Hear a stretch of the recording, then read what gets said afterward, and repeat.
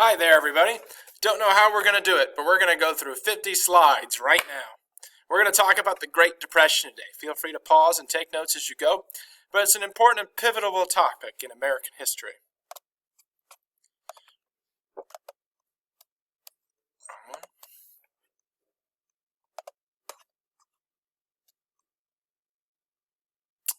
Maybe we'll go through 50 slides.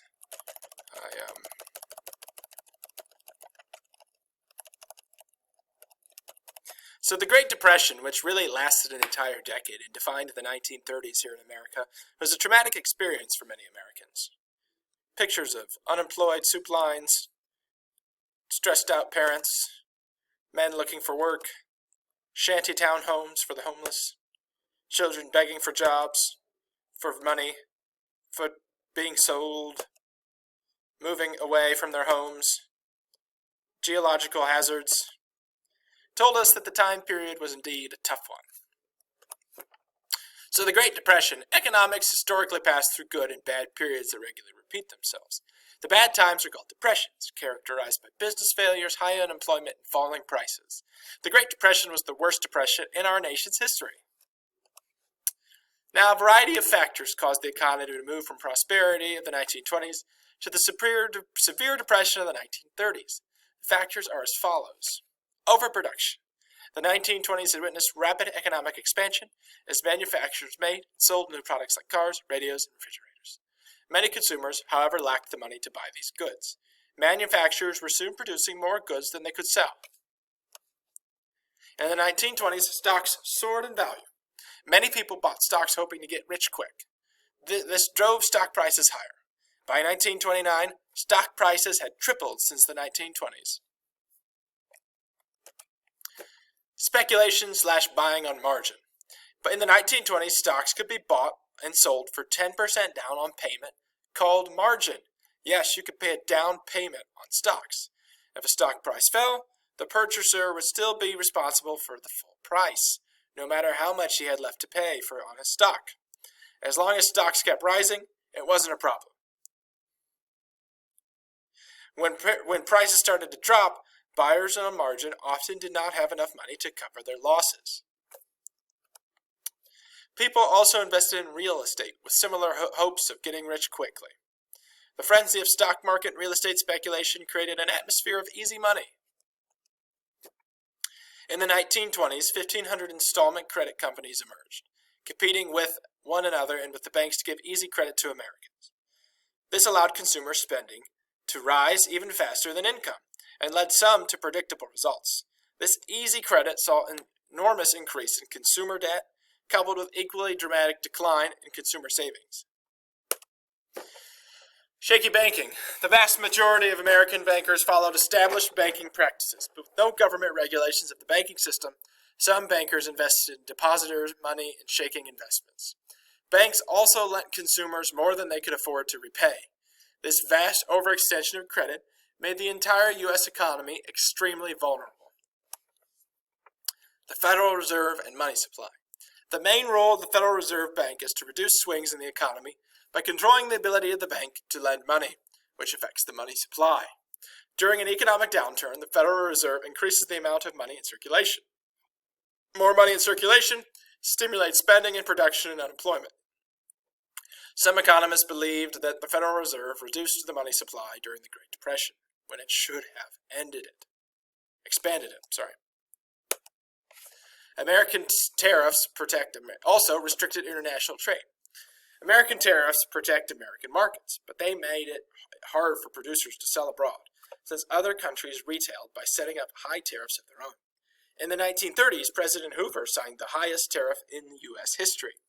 This shrinking of world trade contributed to the Great Depression. When the New York stock market crashed in 1929, it set off a chain reaction that toppled the American economy and quickly spread to the rest of the world. October 29, 1929, known as Black Tuesday, stocks began to rapidly fall in price. People could not sell their shares fast enough. Stock prices kept falling faster and faster. Prices were soon at an all-time low. Then the market crashed. The New York stock market crash. Billions of dollars were lost, sipping out thousands of investors. After October 29, 1929, stock prices continued to drop. By 1932, stocks were worth about 20% of their value in the summer of 1929.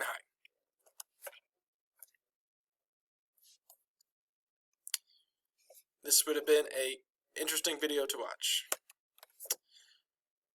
From Wall Street to Main Street. After the market crash, corporations were unable to raise the funds.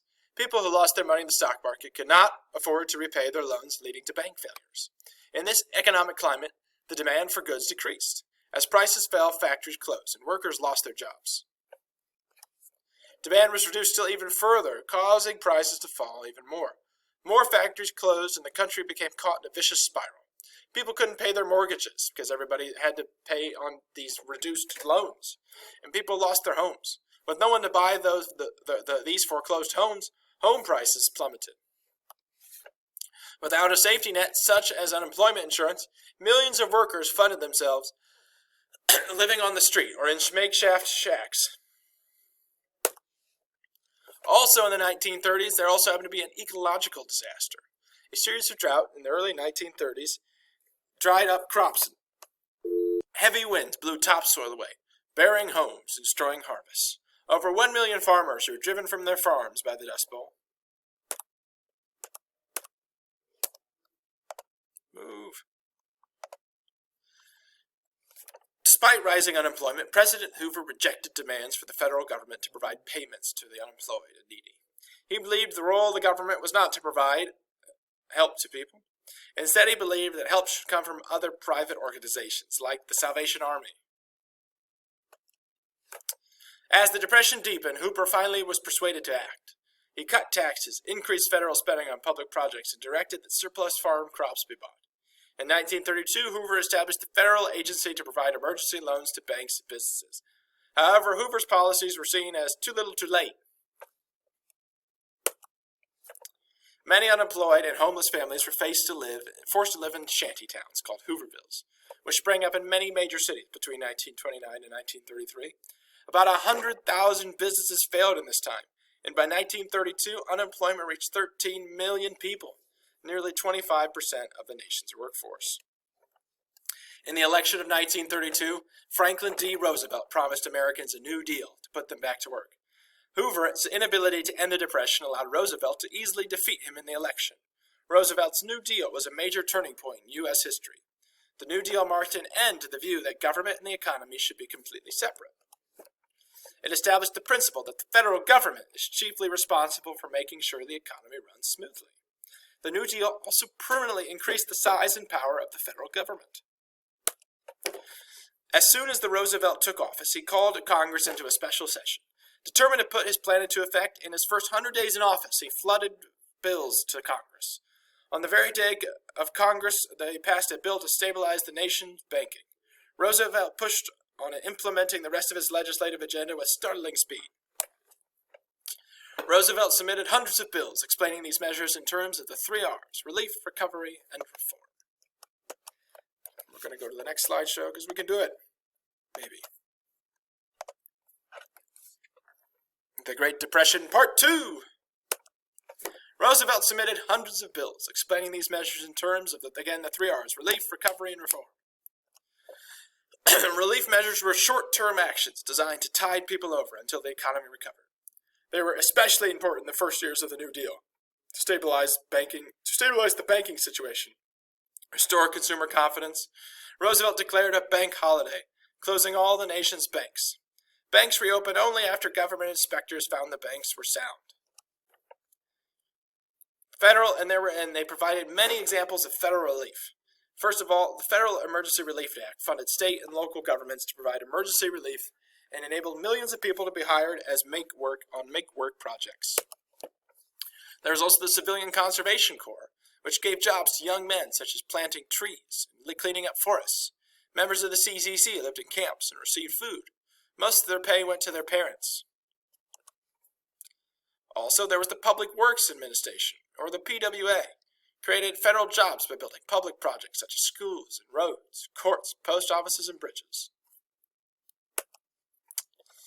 Works Progress Administration, or the WPA, created jobs by hiring artists, writers, musicians to paint murals, produce plays, and create other works of art. Recovery. Roosevelt realized that the key to recovery was to stimulate demand. His recovery measures sought to rebuild the people's purchasing power. Examples of recovery measures during the New Deal were priming the pump. Roosevelt believed that pouring money into the economy to get it working again would make a huge difference. By putting government money into consumer hands, they would spend more, increasing the demands of products. This would lead to more workers being hired, further increasing purchasing power and consumer demand. NRA, or the National Recovery Administration, asked businesses to voluntarily to follow codes which set standard price production limits and minimum wages. In 1935, however, the Supreme Court found the NRA unconstitutional because the federal government had no power to interfere in business activities.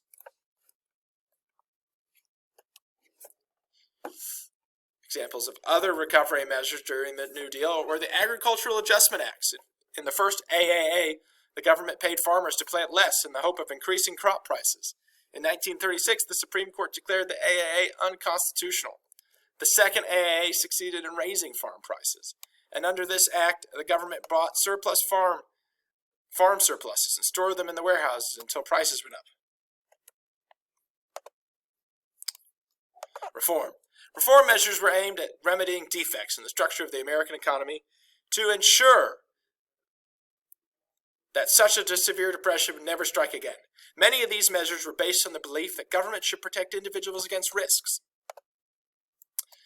For example, the FDIC, or Federal Deposit Insurance Corporation, insured bank deposits so that people would not lose their savings in the event of bank failure. The Tennessee Valley Authority built 21 government-owned dams along the Tennessee River, controlling floods and producing electricity. The Securities and Exchange Commission was created to watch over the stock market, prevent fraud, and guard against another stock market collapse. The National Labor Relations Act, often called the Wagner, gave workers the rights to form unions, to bargain collectively, and to submit grievances to a National Labor Relations Board. The Social Security Act was probably the most important measure of the New Deal. It provided workers with unemployment insurance and old age pensions and insurance if they died early. Workers and their employees each paid new contributions to fund these benefits. The Great Depression's impact on government can't be overstated. The Great Depression had a tremendous impact. Roosevelt believed that the crisis would not only be handled through greater government intervention in the economy than had ever been previously seen. Under Roosevelt's New Deal, the power of the federal government increased dramatically. The federal government moved beyond its regular role and did more than just preventing the dishonesty and maintaining safety. Government now had a positive responsibility to make sure the national economy ran smoothly and efficiently. Agencies and their regulations made it possible for the government to closely control its citizens' private actions. Taxes rose dramatically to fund these programs. The New Deal greatly expanded the government's roles in other areas of social and economic life that it had formerly not been involved with. The relationship between the government and its citizens changed with the creation of new regulatory agencies. Many states also implemented their own versions of the New Deal, adding the general increase in involvement of the government in the lives of its citizens. Although some New Deal programs were eliminated after World War II, many remained. New Deal programs established a legacy of government agencies, and regulations, and procedures that remain with us today. And we're out of time, and we only have 60 seconds to spare. So if you have any questions, please email me at ksearcy@spartan.lymanceschools.org. Enjoy the movie.